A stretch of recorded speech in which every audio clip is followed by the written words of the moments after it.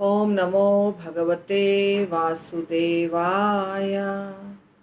ओम नमो भगवते वासुदेवाय। ओम नमो भगवते वासुदेवाय। नारायणं नमस्कृत्य नरं चैव नरोत्तमं देवीं सरस्वतीं व्यासं ततो जयमुदीरयेत्। नष्टप्रायेषु अभद्रेषु नित्यं भागवतसेवया भगवतीरुत्तमश्लोके भक्तिर्भवति नैष्ठिकी। कृष्णाय वासुदेवाय देवकीनन्दनाय च नन्दगोपकुमाराय गोविन्दाय नमो नमः। जय श्री कृष्ण चैतन्य प्रभु नित्यानंद श्री अद्वैत गदाधर शिवासादि गौर भक्तवृंद। हरे कृष्णा कृष्णा कृष्णा हरे हरे, हरे राम राम राम हरे हरे। जय श्री राधा कुंज बिहारी भगवान की जय, राधा वृंदावन चंद्र भगवान की जय, गौर निताई भगवान की जय, अनंत कोटि वैष्णव वृंद की जय, श्रील प्रभुपाद की जय। श्रीमद् भागवतम पहला स्कंद 10वां अध्याय 5वां नंबर श्लोक 1.10.5। तो इसका हमने शब्दार्थ और अर्थ देखा था, ठीक है। एक्सप्लेनेशन आज करना है। तो कह रहे हैं यहाँ पे कि प्रत्येक ऋतु में नदियाँ, समुद्र, पर्वत, जंगल, लताएं और औषधियाँ भरपूर मात्रा में राजा को अपना अपना कर चुकता करती थीं। युधिष्ठिर महाराज के राज्य की बात हो रही है। जब युधिष्ठिर महाराज राज्य चला रहे थे तो कैसे उनका राज्य चल रहा था, ये ऋषिगण पूछ रहे हैं। शौनक आदि ऋषि और सूत गोस्वामी बता रहे हैं। तो तात्पर्य में श्रील प्रभुपाद कहते हैं, चूंकि महाराज युधिष्ठिर अजित के संरक्षण में थे, जैसा कि पहले उल्लेख हो चुका है, अतएव भगवान की संपत्ति अर्थात नदियां, समुद्र, पर्वत, जंगल आदि परम प्रसन्न थे और राजा को अपना अपना कर चुकाते थे। अजित किसका नाम है? भगवान कृष्ण का। अजित यानी जिनको जीता नहीं जा सकता, जो अजेय है, किसी के द्वारा हार नहीं सकते हैं, किसी के द्वारा हराए नहीं जा सकते हैं, या किसी के द्वारा जीते नहीं जा सकते हैं, एक ही बात हुई। तो उनका नाम अजित भी है, अजय भी है, अजेय भी है, सब उनका नाम है भगवान कृष्ण का। तो भगवान कृष्ण के संरक्षण में थे, प्रोटेक्शन में थे युधिष्ठिर महाराज। जो भगवान के भक्त होते हैं वो भगवान के संरक्षण में होते हैं, ये बात समझने वाली है। इसलिए भगवान के बारे में कहा जाता है ना कि भजहु रे मन श्री नंदन नंदन अभय चरण अरविंद। भगवान के चरण कमल पे जो रहेगा, जो आश्रय लेगा, उसको भय नहीं लगेगा। वहां पर अभय है, अभय। भगवान के चरण, अभी सोचेंगे आप कि भगवान के चरण कमल का कैसे होता है, क्या होता है। देखिए, हमारे गुरु महाराज का नाम क्या है? भगवत पाद। श्रील प्रभुपाद का नाम क्या है? प्रभुपाद, विष्णुपाद। ये क्यों नाम होता है? पाद यानी चरण कमल। ऐसे ये भगवान का चरण कमल है, समझिए। ये तलवा है, तलवा। ये तलवा के नीचे गुरु महाराज और जो सब होते हैं, तलवा के, भगवान के तलवे के नीचे जो होता है ना, तलवा जो रहता है ना, वहाँ बहुत सारे सुंदर सुंदर सुंदर सुंदर चिन्ह होते हैं। राधा रानी के चरण कमल के नीचे चिन्ह होते हैं, कृष्ण के चरण कमल के नीचे चिन्ह होते हैं, बलराम जी के चरण कमल के नीचे, चैतन्य महाप्रभु, नित्यानंद प्रभु, सबके जो भगवान होते हैं ना, रामचंद्र जी के, तो उनके चरण कमल के नीचे चिन्ह होते हैं अलग अलग, उन सब का अर्थ होता है। तो भगवान के चरण कमल पर कहीं कहीं भी, मतलब ऑफ कोर्स नीचे ही, ऊपर थोड़ी बैठेगा कोई। तो गुरु रहना चाहते हैं। और जो गुरु या जो भक्त भगवान के चरण कमल के तलवे पे हैं, उनको ही क्या कहा जाता है? भगवत पाद, यानी भगवान के चरण कमल का आश्रय लिए हुए हैं। तलवे का मतलब ये नहीं समझिएगा कि वो दब रहे हैं, नीचे ऊपर भगवान खड़े हैं वो दब रहे हैं, वैसा वाला मतलब नहीं है। मतलब ये है कि हम पकड़े हुए हैं भगवान के चरण कमल को, यानी हम उनका आश्रय लिए हुए हैं। भगवान हमको शरण दिए हैं। कहते हैं ना कि भगवान के चरण कमल रूपी नौके पर आप बैठ जाइएगा तो भवसागर को पार कर जाइएगा, ये कहा जाता है, ये तरीका है बोलने का। तो इसीलिए जो जो गुरु, सारे गुरु को कहा जाता है भगवान के चरण कमल पे हैं, या तो जो शुद्ध भक्त हैं वो भगवान के चरण कमल पे हैं। तो इसीलिए जो एकदम एकदम जिनके बारे में कोई डाउट नहीं है, कोई कंफ्यूजन नहीं है, वैसे भक्तों को ये टाइटल दिया जाता है। टाइटल यानी कि ये पद दिया जाता है। कौन देता है? बड़े बड़े आचार्य गण ये पद देते हैं, साधारण व्यक्ति नहीं देते। हम आप तो किसी को भगवत पाद और विष्णु पाद नहीं बोल सकते। ये जो जैसे कि प्रेसिडेंट का पुरस्कार मिलता है ना, प्रेसिडेंट की तरफ से किसी को पुरस्कार मिलता है तो माना जाता है कि हाँ देश ने इसको इज्जत दी है। वैसे ही जो आचार्यगण होते हैं, धर्म के रास्ते पर चलने वाले बड़े बड़े आचार्य होते हैं, वृंदावन में या बड़े बड़े स्थान पे, हमारे स्थान जगन्नाथपुरी, द्वारका, ये सब धाम जो है, ये सब लोगों का भी ऑर्गेनाइजेशन होता है और ये आचार्यगण वहाँ पे रमण करते हैं। इनके भी सेमिनार्स होते हैं, इनकी भी मीटिंग्स होती है और वो डिसाइड करते हैं कि इस व्यक्ति को हम भगवत पाद बोलेंगे। शिला प्रभुपाद को भी प्रभुपाद का टाइटल मिला था, पदवी मिली थी। अपने आप कोई आदमी अपने नाम के आगे प्रभुपाद नहीं लिख सकता है। भगवत पाद, प्रभुपाद, विष्णुपाद ये सब नहीं लिख सकता है। तो हमारे गुरु महाराज को भी मिला है, शिला प्रभुपाद को भी मिला था। तो कहने का मतलब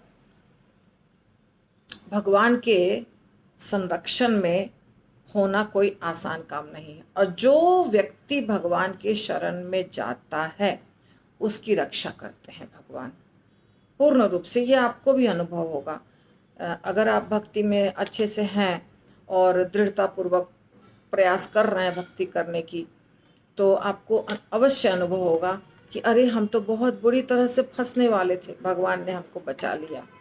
या हम कुछ करने का प्रयास कर रहे थे, ये काम हो जाए, ये काम हो जाए, ये काम, पूरी ताकत लगा दी, फिर भी वो काम नहीं हो रहा है, फिर भी वो काम नहीं हो रहा है। तो हम 1 महीने से ट्राई कर रहे हैं, हम 10 दिन से ट्राई कर रहे हैं, हम साल भर से ट्राई कर रहे हैं, पर ये कार्य हो नहीं रहा है। तो जब ये कार्य हम पूरी कोशिश कर रहे हैं और हो नहीं रहा है, इसका मतलब क्या समझिए? भगवान होने नहीं देना चाह रहे हैं आपका कार्य। क्यों नहीं होने देना चाह रहे हैं? क्योंकि भगवान जानते हैं कि वो कार्य अगर हुआ तो इसका भविष्य खराब हो जाएगा, हमारे लिए, हमारे भविष्य के लिए वो अच्छा नहीं है। इसीलिए भगवान होने ही नहीं देना चाहते हैं उस कार्य को। ये होता है। और जो कार्य आपके लिए लाभप्रद है उसमें भगवान कुछ नहीं रुकावट डालेंगे, वो फटफट हो जाएगा। लेकिन जो आपके भविष्य के लिए खराब है वो नहीं होगा, होगा ही नहीं। आप ट्राई करके मर जाइए अगर आप भगवान के भक्त हैं तो, क्योंकि भगवान पूरी जिम्मेदारी ले लिए है ना, तो भगवान होने ही नहीं देंगे वो गलत कार्य को आपके जीवन में। संरक्षण, संरक्षण का मतलब यही होता है, भगवान पूरा प्रोटेक्ट करते हैं भक्त को, जैसे कि एकदम चारों तरफ से प्रोटेक्ट कर देते हैं। जहाँ भी तुम जाओगे, गलत दिशा में जाओगे, वो कार्य नहीं होगा नहीं तुम्हारे लाइफ में, गलत कार्य होने नहीं देंगे। ये बहुत इंपॉर्टेंट है, इस बात को समझना। युधिष्ठिर महाराज भगवान के संरक्षण में थे, भगवान के भक्त थे, शुद्ध भक्त थे, अच्छे भक्त थे। तो सारे जो नदियां थे ये सब किसकी शक्ति है, किसकी संपत्ति है? नदियां, पर्वत, समुद्र, जंगल, ये सब तो भगवान की संपत्ति है। तो सब खुश थे युधिष्ठिर महाराज से, और इसीलिए सब भरपूर मात्रा में सब कुछ देते थे। सफलता का रहस्य है भगवान के संरक्षण में शरण लेना, श्रील प्रभुपाद ने कहा। सफलता का रहस्य यदि कोई चाहता है जीवन में सफल हो किसी भी दिशा में, भगवान के शरण में तो जाना ही है। भगवान के शरण में तो सब लोग जाते ही हैं, लेकिन इसके साथ साथ गुरु के शरण में जाना बहुत आवश्यक है। सिर्फ भगवान के शरण में जाने से काम नहीं बनेगा। इसलिए काम नहीं बनेगा क्योंकि भगवान के पास जाने का जो वाया मीडिया है वो है गुरु। गुरु प्रसन्न तो भगवान प्रसन्न, और गुरु आपको भगवान की भक्ति ही सिखाता है। ऐसा अगर कोई दूसरा कार्य बोले गुरु करने भक्ति को छोड़ के, तो समझिए वो गुरु ही अच्छा नहीं है, वो तो फिर गलत गुरु हो गया। सही गुरु भी आपको भगवान की भक्ति से ही जोड़ेगा और उसमें उन्नति होने के लिए आपको देगा। कई बार हम गुरु के शिक्षाओं को समझ में नहीं समझ पाते हैं, इसीलिए कहा जाता है कि गुरु की बात मानो। अच्छा गुरु आपको एक न एक दिन भगवत धाम अवश्य ले जाएगा, क्योंकि आपको दूसरा कार्य वो जो आपके अनुसार है, आपके लायक है, वही कार्य बताता है करने के लिए। सारे गुरु श्रील प्रभुपाद, हमारे गुरु महाराज श्रील भगवत पाद ने कहा है एक वचन जो हमने आपको ऑलरेडी करा दिया है, मतलब सुबह वाले क्लास में, कि गुरु प्रसन्न कब होते हैं? जब देखते हैं कि मेरा शिष्य कृष्ण भावनामृत में उन्नति करना चाह रहा है, रुचि ले रहा है, आध्यात्मिक चीजों में रुचि ज्यादा ले रहा है, तो गुरु प्रसन्न हो जाते हैं। ठीक है, तो उनकी अनुमति के बिना कुछ संभव नहीं है। भगवान की अनुमति के बिना, गुरु के उन्नति के बिना, अनुमति के बिना कुछ संभव नहीं है। औजारों तथा मशीनों के बल पर आर्थिक विकास के लिए प्रयास करना ही तो सब कुछ नहीं है। उसके लिए परमेश्वर की अनुमति चाहिए, अन्यथा सारी यांत्रिक व्यवस्था होने पर भी सब कुछ विफल हो जाएगा। हमने देखा था भगवत गीता का श्लोक सुबह के क्लास में, जो 18वें अध्याय में है। 18वें अध्याय में वो श्लोक है, लेकिन रेफरेंस लिया था उससे मैंने कि यदि कोई हमें कार्य करना होता है तो उस कार्य को करने के लिए हमारा प्रयास आवश्यक है, हमारा शरीर आवश्यक है, आत्मा आवश्यक है ना, चेष्टा, इंद्रियां आवश्यक है, परंतु ये सब हमारा प्रयास है। पर जो कोऑपरेशन चाहिए असली, वो है परमेश्वर, परमात्मा का। ये सब हमने अपने तरफ से पूरा एफर्ट लगा दिया, पूरा एफर्ट लगा दिया, पर भगवान नहीं चाहते हैं कि आपका ये कार्य हो, तो कार्य नहीं होगा, सफल नहीं होइएगा, कार्य में विफल हो जाइएगा, सब कुछ विफल हो जाएगा। सारी व्यवस्था लगाने के बाद भी सब कुछ विफल हो जाएगा। परमेश्वर की अनुमति के बिना कुछ भी संभव नहीं है। भगवान के मर्जी के बिना एक पत्ता भी हिलता नहीं है। ऐसा सुना है ना आप लोगों ने? ये 100% सत्य है। भगवान के मर्जी के बिना एक पत्ता भी नहीं हिलता है, एकदम सच बात है। तो सफलता का परम कारण दैव या परमेश्वर है। सफलता, किसी भी चीज में सफलता चाहिए। कोई भी कार्य को हमने उठाया है कि हमें करना है, आप देखिए साधारणतया हमारे देश की बात हम बता रहे हैं, जो विदेश में भी कोई तरीका होगा, पर हमारे देश में जितना भी कार्य, ये सारे जो बिजनेसमैन होते हैं, ये सारे बिजनेसमैन को बहुत पैसे से इंटरेस्ट होता है, बहुत ज़्यादा इंटरेस्ट होता है, बहुत ज़्यादा धन से इंटरेस्ट है उनको। सब सारा जुगाड़, सारा दिन उनका यही रहता है कैसे हम धन को मल्टीप्लाई करें। और उस शैतानी भी बहुत रहती है कुछ लोगों के दिमाग में, बहुत गलत कार्य करेंगे, पार्टी करेंगे, ड्रिंक करेंगे, सब गलत कार्य करेंगे। परंतु जब भी कोई नया प्रोजेक्ट शुरू करेंगे तो पहले भगवान की पूजा करेंगे, नारियल फोड़ेंगे, मंदिर, अगर घर बना रहे हैं, बिल्डिंग बना रहे हैं तो भूमि पूजन करेंगे। वहाँ जो जो चीज़ पंडित बताएगा, जो जो आपको नीचे ज़मीन में गाड़ना है, शेषनाग जी या जो, उसमें कहीं कमी नहीं छोड़ेंगे, क्योंकि उनको पता है अगर हमें कार्य कराना है तो भगवान की पूजा तो करनी पड़ेगी। हर जगह पूजा पाठ करेंगे, पूजा पाठ करते हैं डर के मारे, नहीं करेंगे तो कार्य नहीं होगा, ये बात अलग है। श्रद्धा और भक्ति उनके अंदर में नहीं है। जो बिल्डर बना रहे हैं घर, वो श्रद्धा और भक्ति के कारण वहां कर रहे हैं भूमि पूजन, ऐसी बात नहीं है। उनको पता है कि भूमि पूजन करके हमको शुभ मुहूर्त होना चाहिए, शुभ घड़ी होना चाहिए, भगवान का नाम लेके शुरू करना है, इसीलिए वो करते हैं। कोई फैक्ट्री बनाता है, वहां पर भी देखिएगा आप भगवान के नाम से शुरू करेगा। कोई फिल्म बनाता है, वहां भी मुहूर्त होता है, वो भी एक मुहूर्त पे शुरू होता है। हालांकि पूर्ण रूप से भौतिक कार्य हो रहा है, उसमें कुछ भी भगवान का लेना देना नहीं है, परंतु कार्य शुरू करेंगे तो भगवान का नाम लेके शुरू करेंगे। चोर डकैत गुंडे बदमाश जो जंगल में रहते हैं, एकदम से जंगल में, वहां पे भी वो भगवान का कोई ना कोई रूप लेंगे, काली माता दुर्गा, उनको वो बलि चढ़ाएंगे, कुछ करेंगे और उसके बाद शुरू करेंगे अपना चोरी डकैती बदमाशी सब।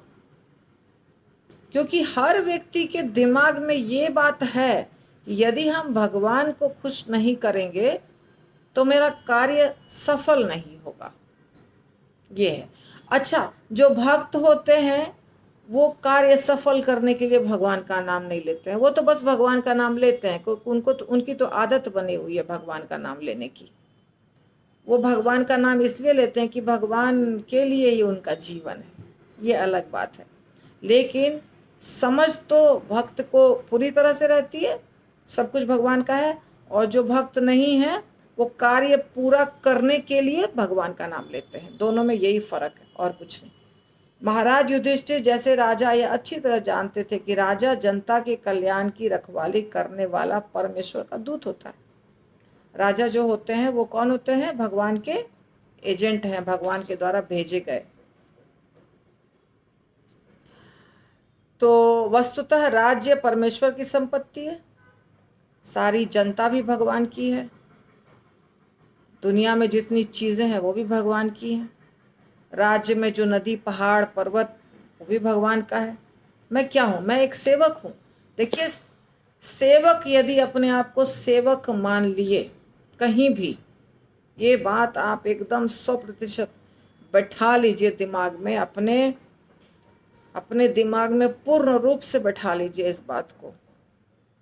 यदि आप सेवक हैं, हर जगह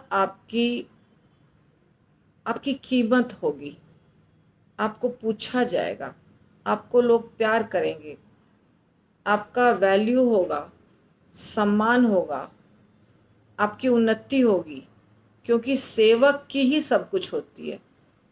मालिक किसी को नहीं पसंद है, सबको कौन पसंद है? सेवक। तो सेवक जो होते हैं सब उनको पसंद करते हैं, सब लोग। मालिक कोई नहीं पसंद करता है। यदि जीवन में सफलता चाहिए तो सेवक बन जाइए, बस एक ही सूत्र है, सेवा करना, सबकी सेवा, गुरु की सेवा, भगवान की सेवा, घर के लोगों की सेवा, छोटे की सेवा, बड़े की सेवा, सबकी सेवा। सेवा करिएगा, सफल हो जाइएगा, आगे बढ़िएगा, आध्यात्मिक उन्नति, हर तरह की उन्नति होगी, सेवा में सब कुछ है। लेकिन बॉस जहाँ बनने लग गए, कोई पसंद नहीं करेगा आपको। तो आप सोचिएगा कि नहीं, बड़े बड़े जगह तो बॉस होते हैं, वो इसीलिए बॉस बने हैं क्योंकि वो सेवा भाव रखते हैं, वो सेवा करके वहां पहुंचे हैं और वहां भी वो सेवा कर रहे हैं।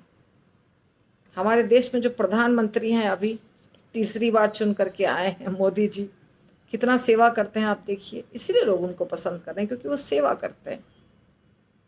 हर व्यक्ति, राधे श्याम प्रभु को देखिए, हमारे मंदिर के प्रेसिडेंट कितना सेवा करते हैं, दिन रात प्रचार में लगे रहते हैं, दिन रात 24 घंटे प्रीचिंग में ही लगे रहते हैं।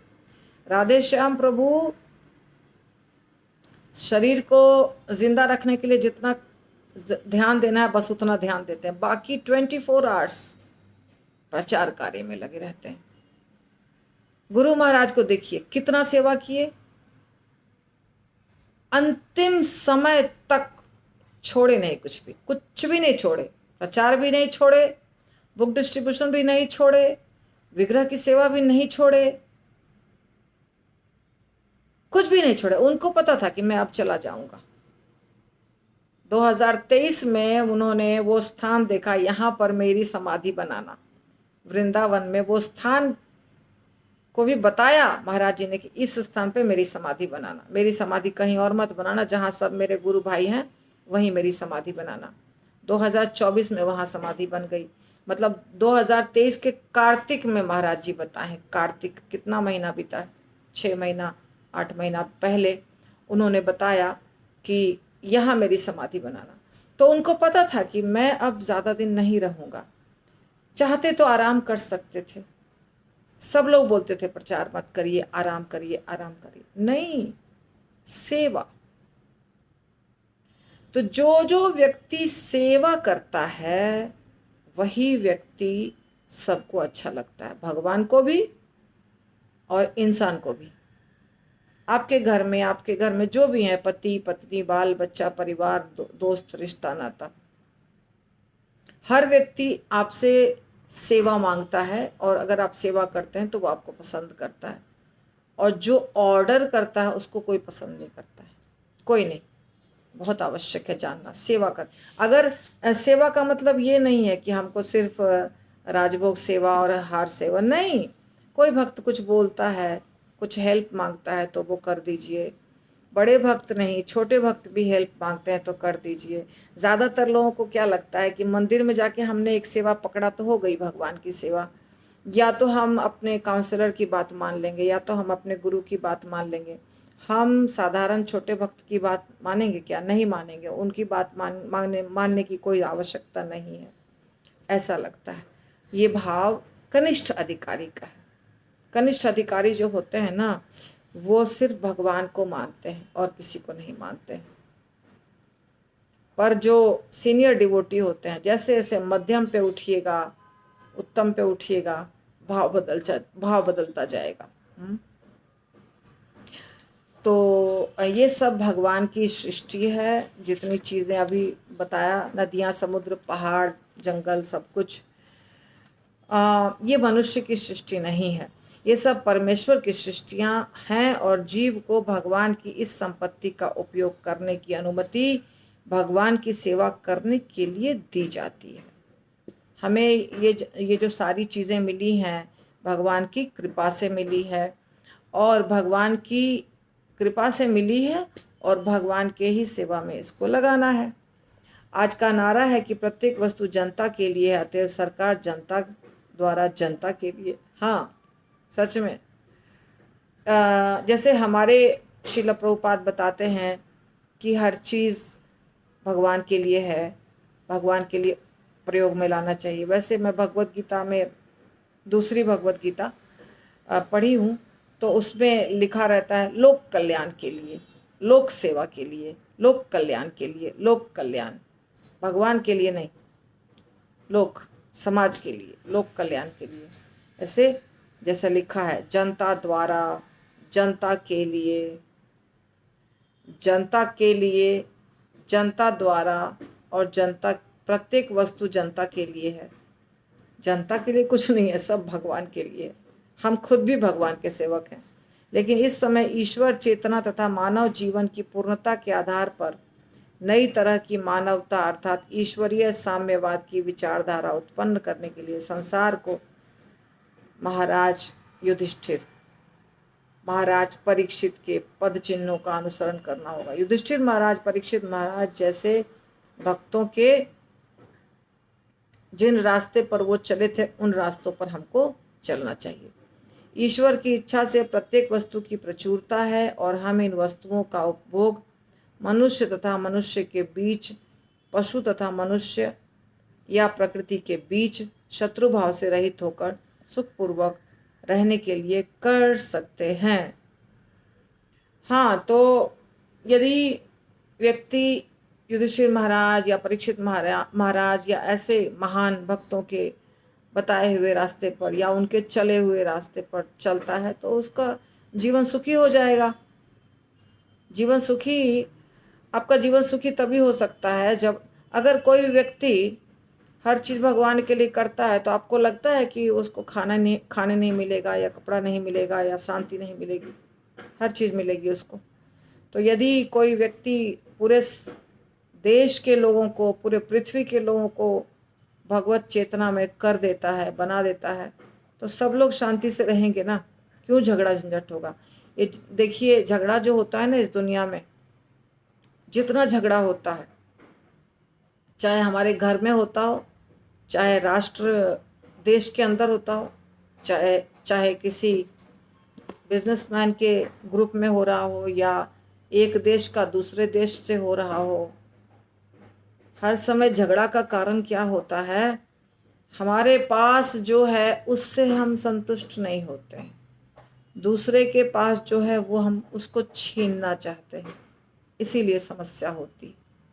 खाने के लिए है, पहनने के लिए है, पर उसके पास ज़्यादा है अगर, तो हमको उसको छीन लेना है। ये कोई समझता नहीं है उसके पास ज़्यादा क्यों है। ये उसका कमाया हुआ धन है, जो उसने पूर्व जन्म में कमाया है, वो धन है उसके पास। छीनने से आप अमीर नहीं बनेंगे, आपके नसीब में होता, पहले से होता, लेकिन ये तो समझना नहीं है। क्या समझना है? उसके पास ज़्यादा क्यों है, वो ज़्यादा सुखी क्यों है, तो उसका हर चीज़ हम छीन लें। इसीलिए झगड़ा हो रहा है। दो देशों के बीच में भी इसीलिए झगड़ा हो रहा है, दो राज्यों के बीच में, दो समाज के बीच में, दो लोगों के बीच में। झगड़ा का कारण यही है कि हमको जो मिला है वो हम उससे खुश नहीं रहना चाहते हैं, दूसरे की संपत्ति को छीनना चाहते हैं, अलग अलग तरीके से, धोखा दे करके, प्रपंच करके, अपने सामान को बहुत कॉस्टली बेच करके, टैक्स लगा करके, कम सैलरी दे करके, अलग अलग तरीके से, एक ही मतलब अलग अलग तरीके से उसको छीनना चाहते हैं। पर यदि भगवान के भक्त आप हैं, कोई आपका कुछ बिगाड़ नहीं सकता। थोड़ी परीक्षा होगी, भगवान थोड़ी परीक्षा लेंगे, उसके बाद सब मिलेगा आपको। भगवान के का नियंत्रण सर्वत्र है, और यदि भगवान प्रसन्न हो जाए तो प्रकृति का कोना कोना पुलकित हो जाए।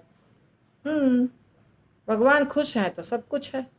नदियां उमड़कर भूमि को उर्वर बनाएंगे, समुद्र प्रचुर मात्रा में खनिज देगा, मोती रत्न प्रदान करेगा, जंगल में पर्याप्त ईंधन होगा, औषधियां, वनस्पति, सब कुछ, यही सब चीज तो देती थी ना।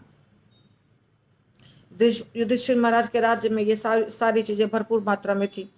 फैक्ट्री और औजारों पर आश्रित रहकर जीने की कृत्रिम शैली से कुछ ही व्यक्तियों को, और वह भी लाखों की लागत पर, तथाकथित सुख प्राप्त हो सकेगा। चूंकि जन समूह की शक्ति फैक्ट्री उत्पादन में लगी है, अतएव प्राकृतिक पदार्थों में गतिरोध आ रहा है। जन समूह दुखित हो रहे हैं। ठीक से शिक्षा पाए बिना अधिकांश लोग प्राकृतिक भंडारों का दोहन कर रहे हैं। प्राकृतिक होना चाहिए, गलत है, प्राकृतिक। स्वार्थी लोगों के चरण चिन्हों पर चल रहे हैं। अतः व्यक्ति राष्ट्र के बीच में झगड़ा, स्पर्धा चल रही है। भगवान के प्रशिक्षित दूतों द्वारा नियंत्रण नहीं हो रहा है।